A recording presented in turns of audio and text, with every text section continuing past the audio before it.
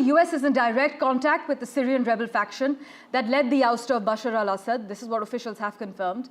And the success of the main rebel group, which the US designates as a terror organization, you must note, has sparked debate among Western officials over how or if to engage as Syria's political transformation unfolds.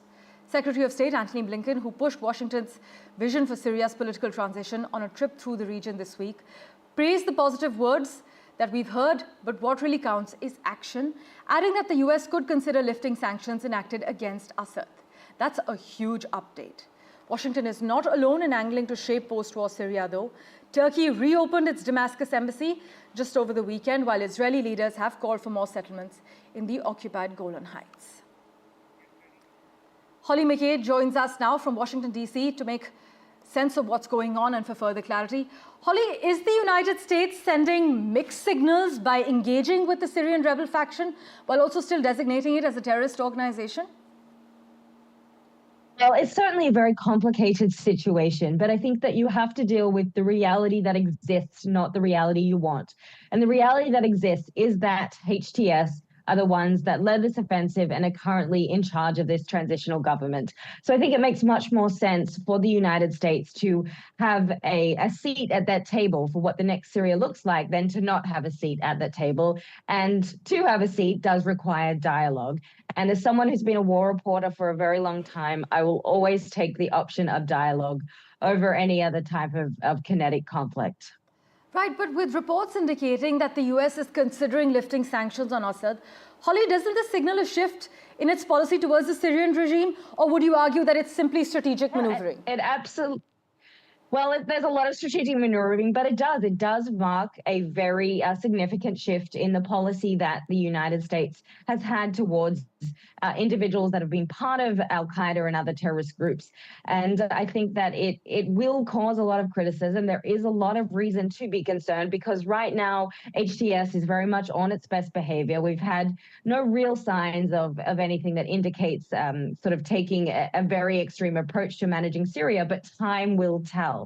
And so that could really come back to hurt the government if they do end up lifting those sanctions. But I think it is going to be a little bit of a gamble that lawmakers are going to have to end up taking if they want to play a part in what the next Syria looks like.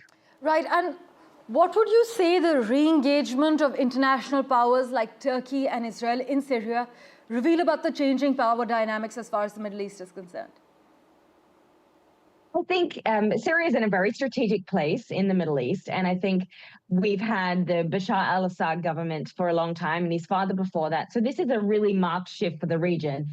And anytime that happens, everybody is going to want some form of influence. Obviously, Turkey and Israel are right on the border of Syria, so they're going to want to have their interests met and their national security concerns assuaded as much as possible. And so that does require being involved in the country to any degree as possible. And that's also another reason why the United States, I think, is choosing to engage with HTS because Turkey is a NATO partner and Turkey is the primary backer of HTS.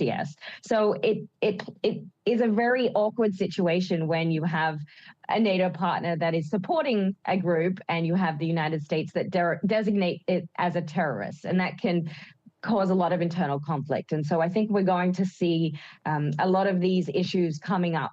And there's going to be a lot more questions before we get answers as the government unfolds. And I think the primary issue or concern is hoping that everybody gets some form of representation because people didn't have this for a very long time. Right. And so I think that the United States' central mission here is to make sure that the Alawites, the Shia, the Christians, and other minority groups are able to have their say in a government for the first time. Hollie, thanks so much as always for joining us on NDTV. We will, of course, revert to you for regular updates. Thank you.